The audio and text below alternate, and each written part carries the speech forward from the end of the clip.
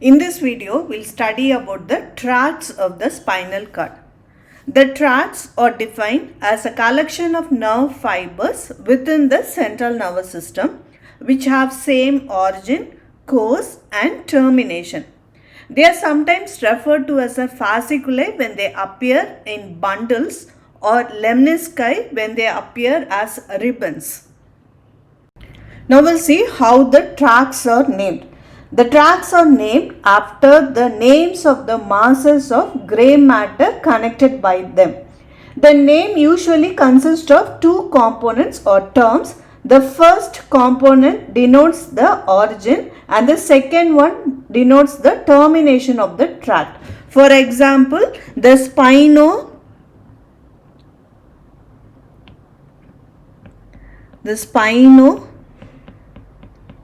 spinothalamic tract. So here this denotes the origin and this denotes the termination. Next we'll see about the classification of the tract. The tracts are classified into three main types. One is the descending, the other one is the ascending and the third one is the intersegmental. Now we'll see a few descending tract. They are motor tract. So here you can see this is the anterior corticospinal tract, which is an uncrossed pyramidal tract. Anterior corticospinal tract. This is a lateral corticospinal tract.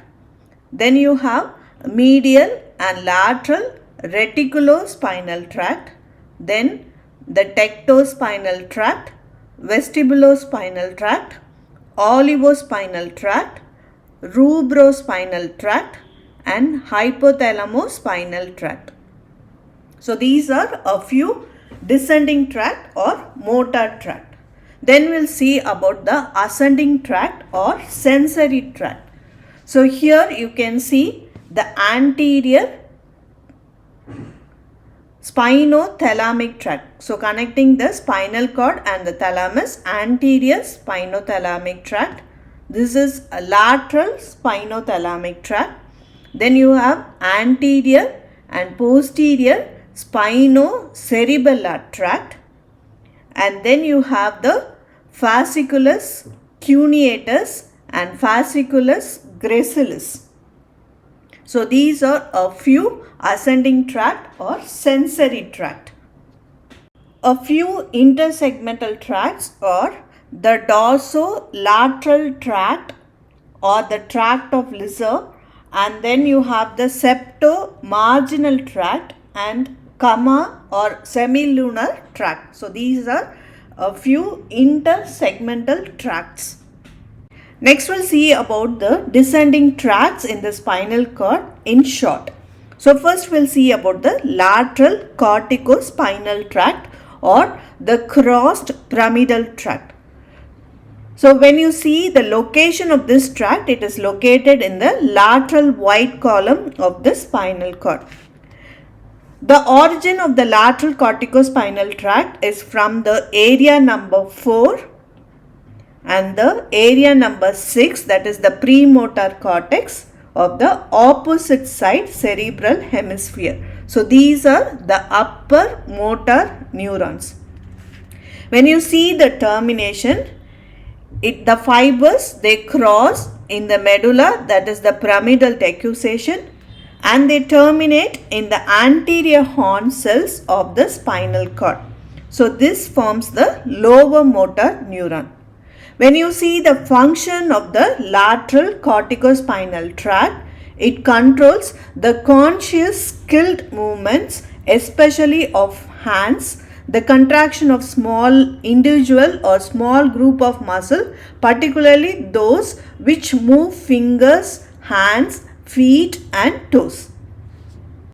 Next we'll see about the anterior corticospinal tract. So this is an uncrossed pyramidal tract. It is located in the anterior white column. When you see the origin is same as the lateral corticospinal tract. From the primary motor cortex, the area number 4, the premotor cortex, the area number 6 of the opposite side hemisphere, then the fibers, most of the fibers are uncrossed, a few fibers are crossed. So they terminate in the anterior horn cells of the spinal cord. So their functions are same as the lateral corticospinal tract. Next we'll see about the rubrospinal tract. So it is located in the lateral white column. It takes origin from the red nucleus of the opposite side located in the midbrain. Then it crosses in the ventral tegmental decussation and terminates in the anterior horn cells of the spinal cord. The functions are the unconscious coordination of movements that controls the muscle tone and synergy. Next we'll see about the vestibulospinal tract. So it is located in the anterior white column. It takes origin from the vestibular nucleus and terminates in the anterior horn cells of the spinal cord. Function: unconscious maintenance of posture and balance. Next we'll study about the tectospinal tract. The tectospinal tract is located in the anterior white column. It takes origin from the superior colliculus of the opposite side and terminates in the cranial nerve nuclei in the medulla and also the anterior horn cells of the upper spinal segments. It controls the movements of head, neck and arm in response to visual stimuli. Next we'll see about the lateral reticulospinal tract. It is located in the lateral white column.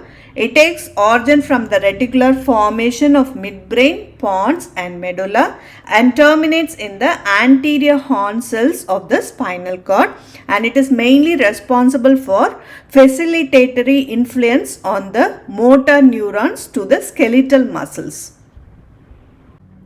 Next we'll see about the medial reticulospinal tract. It is located in the anterior white column of the spinal cord. It takes origin from the reticular formation in the medulla and terminates in the anterior horn cells of the spinal cord. It is mainly responsible for inhibitory influence on the motor neurons to the skeletal muscles. Next we'll see the clinical correlation. The lesions of the pyramidal tract above the level of decussation, that is the upper motor lesion, they result in loss of voluntary movement in the opposite half of the body below the level of the lesion. The muscles are not actually paralyzed, but the control of the upper motor neuron on the lower motor neuron supplying the muscle is lost. As a result, the lower motor neuron becomes hyperactive and the tone of the muscle is increased, leading to a spastic paralysis. Next we'll see about a few ascending tract in the spinal cord in short. So first we'll see about the lateral spinothalamic tract. It is located in the lateral white column of the spinal cord. The cells of origin are the posterior horn cells of the spinal cord of the opposite side, and they terminate into the ventral posterolateral nucleus of the thalamus, and they carry the pain and the temperature sensation from the opposite side of the body. Next we'll see about the anterior spinothalamic tract. So it is located in the anterior white column. The cells of origin are the posterior horn cells of the spinal cord of the opposite side, and the termination is as the same, the ventral posterolateral nucleus of the thalamus. It carry light touch, pressure, tickle and itch sensation from the opposite side of the body. Next we'll see about the spinotectal tract. It is located in the lateral white column, and the cells of origin are the posterior horn cells of the spinal cord of the opposite side, and they terminate into the superior colliculus of the tectum of the midbrain. And the functions are the visuomotor reflex, head and the eye movement towards the source of stimulation. Next we'll see about the anterior and posterior spinocerebellar tract. They are located in the lateral white column superficially. And the cells of origin are the posterior horn cells of the spinal cord of the same side, and they terminate into the cerebellum. The function is the unconscious kinesthesia, that is the proprioception. Next we'll see about the fasciculus cuneatus and fasciculus gracilis. They are located in the posterior white column. The cells of origin are the dorsal root ganglion of the spinal nerves of the same side, and the cells of termination are the nucleus gracilis and nucleus cuneatus of the medulla of the same side. The functions are the joint sense, the vibration sense, the two-point discrimination, the stereognosis, the conscious kinesthesia.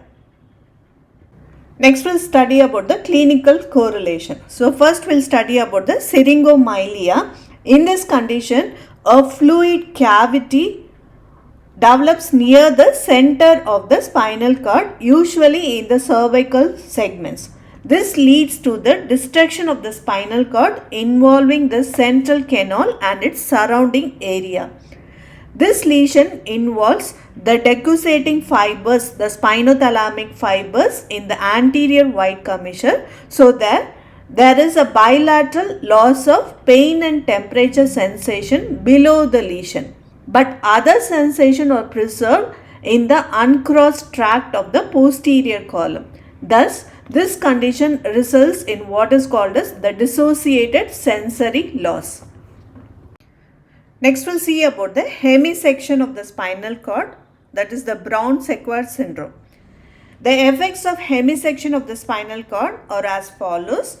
There is an ipsilateral upper motor neuron type of, that is the spastic paralysis below the level of the hemisection due to the involvement of the pyramidal tract, and the ipsilateral loss of proprioceptive sensation, that is the sensation of position, posture, passive movement and vibration, and fine touch and discrimination due to the involvement of posterior column.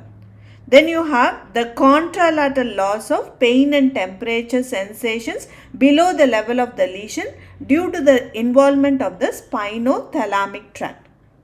The touch is not completely lost because the tactile impulses ascend on both sides of the cord.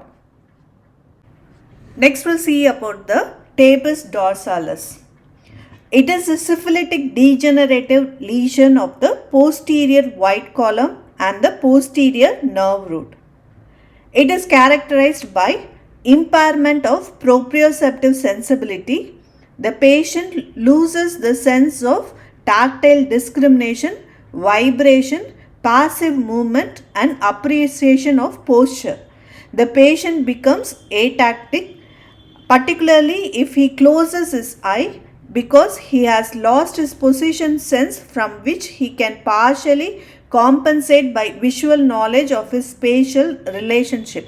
That is known as the rhombus sign. Next we'll study about the posterior rhizotomy or chordotomy. The intractable pain can be treated in selected cases by cutting the appropriate posterior nerve root, that is the posterior rhizotomy, or by the division of the spinothalamic tract on the side opposite to the pain, that is the chordotomy. A knife is passed 3 mm deep into the cord anterior to the denticulate ligament and then swept forward. It cuts the lateral spinothalamic tract but preserves the pyramidal tract lying immediately behind it. Next we'll study about the blood supply of the spinal cord. First we'll study about the arterial supply. The spinal cord is supplied by the anterior spinal artery, two posterior spinal arteries and the segmental arteries. The anterior spinal artery is formed by the union of two small spinal branches of the right and the left vertebral artery in the upper cervical canal. It runs caudally in the anterior median fissure of the spinal cord and terminates along the filum terminale. There are two posterior spinal arteries, each arising as a small branch from either the vertebral or posterior inferior cerebellar artery. Each posterior spinal artery, they run down on the posterolateral aspect of the cord in the posterolateral sulcus along the line of attachment of the posterior nerve root, and usually it divides into two collateral branches along the medial and the lateral sides of the posterior nerve root. Thus, there are 5 longitudinal arteries around the spinal cord. These arteries are reinforced by the segmental arteries, and they form a 5 longitudinal arterial trunks. So, these arterial trunks communicate around the cord and they form a pial plexus, and this is known as the arteria vasa corona or arteriae coronae. The arteria coronae gives the peripheral branches which supply the superficial regions of the cord. The anterior spinal artery supplies the anterior 2/3 of the cord, while the two posterior spinal artery together supply the posterior 1/3 of the cord. So now we'll see about the anterior spinal artery syndrome. It occurs due to the occlusion, which may be thrombosis or compression of the anterior spinal artery. Since the anterior spinal artery supplies the anterior 2/3 of the spinal cord, the occlusion of this artery will therefore result in the motor symptoms due to the involvement of the corticospinal tracts and the anterior gray column, and the bilateral loss of pain and temperature sensation due to the ischemia of the spinothalamic tract. The conscious proprioceptive sensation are preserved because this region is supplied by the posterior spinal arteries. Next we'll see about the segmental artery. The segmental arteries are the branches, the spinal branches from the deep cervical artery, ascending cervical artery, the posterior intercostal artery, the lumbar artery and the sacral arteries. They reach the spinal cord as anterior and posterior radicular artery along the corresponding roots of the spinal nerve respectively and nourish the nerve root. There are about 8 anterior and 12 posterior radicular arteries which reach the spinal cord. After reaching the spinal cord, they reinforce the anterior and the posterior spinal artery to form 5 longitudinal arterial trunk. The radicular arteries are regular serial enforcements to the spinal arteries. The anterior radicular arteries are larger but less in number than the posterior radicular arteries. Frequently, the anterior artery at the 11th thoracic segmental level is very large and it is termed as arteria radicularis magna or artery of Adam Kiwi. Next we'll see the clinical correlation.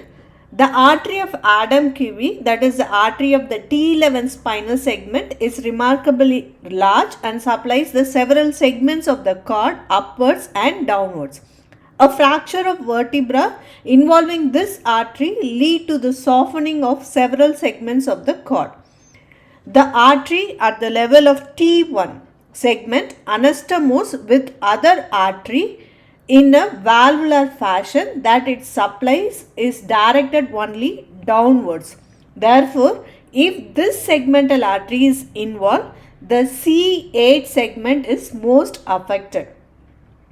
The radicular arteries are more important in the vascular supply of the cord because they are end arteries, and therefore if one of them is blocked, the area supplied by that particular artery will be damaged. Next we'll see about the venous drainage. The veins draining the cord form a 6 longitudinal channel around the cord, namely 2 median longitudinal, one in the anterior median fissure, the other one is the posterior median sulcus, and you have 2 anterolateral on either side posterior to the anterior nerve root. And then you have two posterolateral, one on either side, posterior to the posterior nerve root, and these longitudinal venous channel communicate with the internal vertebral venous plexus and drain by the veins which leave through the intervertebral foramina to empty into the vertebral, the posterior intercostal, lumbar and lateral sacral veins. The internal vertebral venous plexus communicates above with the basilar venous plexus.